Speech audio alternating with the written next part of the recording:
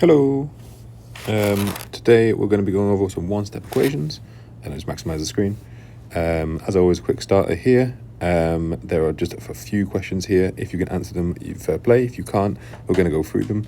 I know definitely we've gone through the top two and the bottom one. I've also put in the third and fourth one there just to see if you can do it. If not, there's not a worry. I am going to go over it in about 5 seconds. Off you go. Okay, right. So when we have letters or just variables, we can only add them or subtract them if they have the same letter. So here we have a plus a plus a. Now, a lot of times I find people find it easier if I write 1a plus 1a plus 1a. But 1a plus 1a plus 1a, how many a's do I have? I have 3 of them, so it's 3a. And as I said, you can only add letters if they have the same variables. So 2a and 4a I can write as 2a plus 4a is 6a. And then I can also do 2 positive 2b subtract 1b, again just writing that 1 there. So 2b take away 1b, which is b, and because I said positive b, right, I put a plus here, and you can put plus 1 there if you want to, that's fine. We spoke about indices and exponents before, but in general, like if I was going to say, hey, what's 5 cubed? You'd be like, hey, that's 5 times 5 times 5. And it's the exact same for c cubed, right? If it's c times c times c, I can just say that's c cubed. When we're multiplying things with numbers and letters, first just do the numbers. So 2 times 3 times 2, well, 2 times 3 is 6, times 2 is 12. And then c times c cubed is like me writing c times c times c times c, right? Because that's c cubed. So it's literally me writing c times c times c times c, which is c to the 4. And then there's the d's there, and that's fine. I can just write it next to it. Because when a number or a letter are next to each other, it just means multiply, and that's basically the same thing. I could write it as 12c to the 4 times d, but I don't need to, so that's fine. We spoke about this, I want to say, last lesson, where we had negatives and brackets and stuff, and we were like, what's going on? And the key to this is to write everything exactly as it currently is, 2x plus 1, but the minus changes everything inside that bracket to be different. So I'm just going to zoom in slightly. So, whoa, where are you going? Here we are. So at the moment, this is a positive 3c. This is a positive 3x inside this bracket. So because it's got a minus sign, I'm going to write minus 3x. And at the moment, this is a negative 4 inside this bracket. And so the minus sign in front means it becomes a positive 4.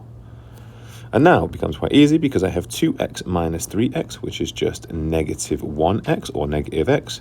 And then positive 1 plus 4 is plus 5. Okay, hopefully that all made sense. Again, as I said, these two here are just me just seeing if you know it. If you don't know it, don't worry, we haven't fully covered it yet. I just want to see what you knew. And hopefully me going through it kind of helped. Okay, so a few things you need to know about algebra. Basically, an expression and an equation are things people consistently get confused. And the reason for that is because they look exactly the same, only one of them has an equal sign and one of them doesn't. So an expression does not have an equal sign. It just simplifies. So for example, 2x plus 3x plus 4x, or 2x plus 3, or 4xy minus 2y, if you can simplify them, you do. But if you can't, that's just it. There's nothing to do. So for example, as we just did, 2x plus 3x plus 4x is going to be, 5x, 9x? 2x plus 3 we can't simplify because they don't have the same letter, so that's it, the answer. And then the same like 4xy take away 2y, I can't simplify because they don't have the same letters. We've said it before, I know they both have a y, but they both don't have an xy, so I can't do anything. An equation is basically an expression, but it also has an equal sign and therefore can be solved to find an unknown. So for example, x plus 5 or 2x plus 4 or 2x plus 3 over 5 equaling a number. And so there are literally an answer here. There's actually an answer where something plus 5 is 10. And I know you probably know it's 5. And then there's also an answer here. 2 times something plus 4 is 12. And there is an answer here, and we're not going to go over it yet, but there is an answer where 2 times a number plus 3 divided by 5 is 20. Now, a lot of people get into equations and think that they don't have to actually follow like any process. They can kind of just work it out. And that's true like here and potentially here. But honestly, why would you even bother trying to work this out without using some kind of actual steps? And that's what today's lesson's all about. So, linear equations. The key to solving linear equations is opposite signs. What you need to recognize is what's currently happening to your unknown, your variable, your letter, what's happening to it, and then removing the thing that's happening to it using the opposite sign. So if it's being added or subtracted, you do the opposite to it. If it's being multiplied by something, you divide. If you're being divided by something, you multiply. The aim is to get the unknown on its own, and that's me just using a bit of rhyming to try to help you. But in general, it's just you trying to get the variable on its own, right? To do this, we remove things from the unknown in the opposite order they happen. So as I just said, if it was getting added, you subtract it. If it's getting multiplied, you divide, right? So here's a perfect example. Now, I know you could probably tell me what subtract 5 is 8, but this whole point of this lesson is to try and get you into a habit of using a certain method, because as we get into the ridiculous questions, which you've already seen what they look like, you kind of have to, you can't really guess anymore. You kind of just have to know. So what we do is we look at this and we go, okay, what is happening to our variable? What's happening to our unknown? And hopefully you agree it's being subtracted by 5. So what we do then is we go, okay, I'm going to have to add 5. And the way I see this is basically see the equation line as a wall. And if you see you subtracting 5 on this side and you have to add 5 to get rid of that, we have to do the same to both sides of the wall. So we have to add 5 to both sides of our wall. So we have x minus 5 plus 5 on the left side of the wall, and that cancels out just to have x, doesn't it? Because x minus 5 plus 5 would be, well, 0, so it's just x. And then on the right-hand side of my wall, I've got 8 plus 5, which is 13. And you can check that, right? You can say, hey, does 13 take away 5 equals 8? Oh, yes, it does. And I know this might seem like, oh, this is a long method, why are you doing this? But I promise this method stays the exact same all the way through algebra, all the way to university, everything. Because it's always just, okay, what's happening to my unknown? I'll do the opposite to both sides of the equation, both sides of the wall. Okay, next one. Oh, okay, I've got a y here. Why? I don't know. No, what's happening to y? It's being added to 7. So what I'm going to do, I'm going to subtract 7 from both sides of my wall. The y plus 7 minus 7 cancels out. And if you want to, you can just do this. A lot of teachers do. That cancels out just to leave me with, on this side of the wall, y. And on that side of the wall, I've got 10 take away 7, which is 3. That's it. And you can again check. 3 plus 7, yeah, that is 10. Cool. Okay, what about here? I have 3m equals negative 21. Now, as I said a second ago, when you have a letter next to a number, that means multiply. So you can write this as 3 times m equals negative 21 if you want to. That should help you, because then you go, okay, what do I need to do to both sides of the wall? Oh yeah, m is being multiplied by 3, and the opposite of multiply is divide. So I divide by 3 on both sides, and if I do that, I get m equals negative 7, because I multiply by 3 and then divide by 3, right? The multiply by 3 and divide by 3 cancel out, and so I'm just left with m on this side. And on this side, I've got negative 21 divided by 3, and I know a negative divided by a positive is negative, and 21 divided by 3 is 7.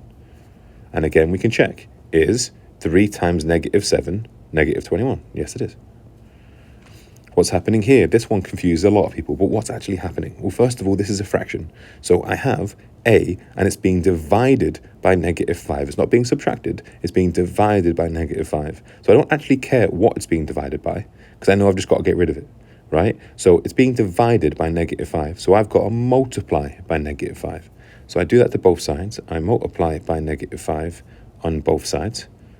And you can put brackets around it if you want to help you.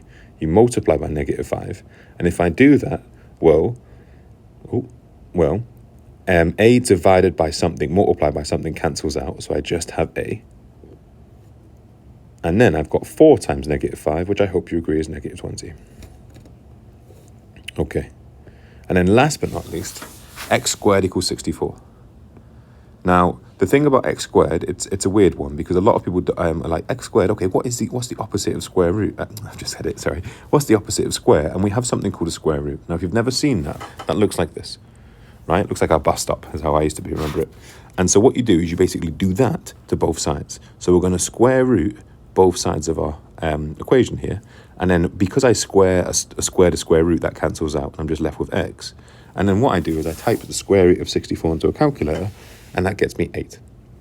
What I will say about this is be very careful, because the square root of any number will always give you 2 answers. So technically it's not just 8, it's also negative 8. And that's how you get the bonus marks here, because negative 8 times negative 8 is positive 64 as well, isn't it? And that doesn't make sense. Just very quickly, 8 times 8, 64. But also negative 8 times negative 8, Negative times negative is a positive. 8 times 8 is 64. So this is one of those cases where there are two answers for your operation. Okay, so hopefully that makes sense. All you're doing is just doing the opposite. Try not to just like know the answer and get there. Try to use the process because it really will help. Okay, there are 8 questions here. Have a quick go and then we'll go through them. And then what I've got after that is I've just got a ridiculous amount of questions if you want to do them. I've just literally stole a bunch of stuff from like textbooks and other areas. And I've also put the answers up. But I'm not going to go through all of these. I feel like with the answers there, you'll kind of understand how to do it. But we will go through these 8. So have a quick go and then we'll go through them. Okay, that should be enough time. Let's have a look. So, p plus 13 equals 19. I'm hoping what you did is you subtracted 13 from both sides. Subtracted 13. And that gets you p equals 6. Right? 19 take away 13 is 6. Over here, I've got x is being multiplied by negative 2, isn't it? It's being multiplied by negative 2. So I'm going to have to divide by negative 2. So I divide by negative 2 on both sides, and that gets me x equals negative 11, because 22 divided by negative 2 is negative 11.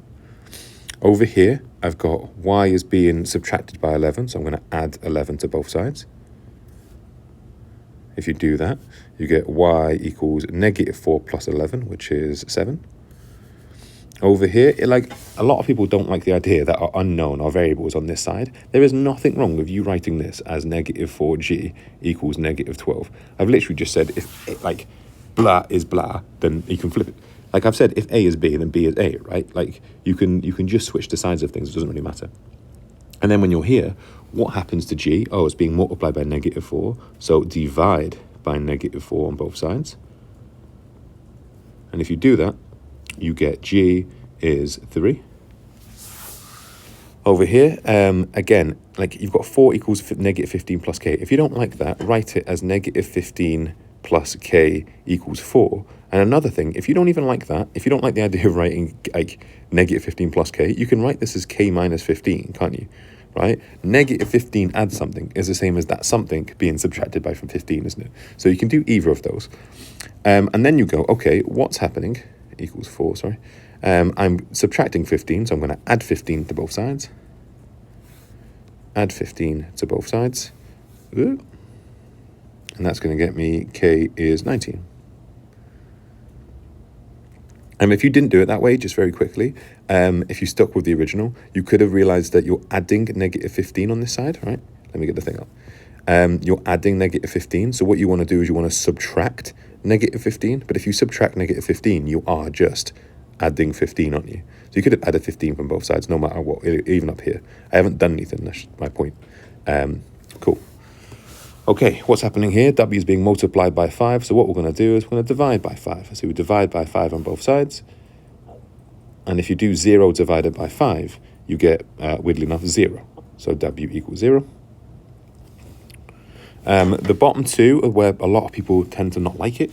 If negative x is 9, remember that actually that's not just a negative x, it's a negative 1x. And if you put a negative 1 in front of it, you might realize that, oh, actually, all I've got to do is divide by negative 1 on both sides. And if you do that, you get x equals negative 9. But also another way of looking at this is if I've got negative x is 9, then surely x must be negative 9, because think like that it has to be, right? If a negative is a positive, then the positive version must be a negative. But if I've confused you there, I didn't mean to, I'm sorry. And then last but not least, if I've got x being divided by negative 9, I'm going to times by negative 9 on both sides. And if I do that, I'm just going to put brackets around that. If I do that, I get x equals negative 72. Okay, so hopefully that made sense. Hopefully that is wonderful. As I said, that should be enough if you want to, but however, there are a ridiculous amount of questions to try and solve and stuff. And there's also some answers on the next page, so you can do all of that yourself. You can email me if there's anything that doesn't make any sense, and I will start writing some questions. Okay, have a good day. I also will post the end of the unit assignment for this as well. So a lot of things getting posted today, and I hope that's okay. Anyway, I hope you have a good day, and I will see you soon.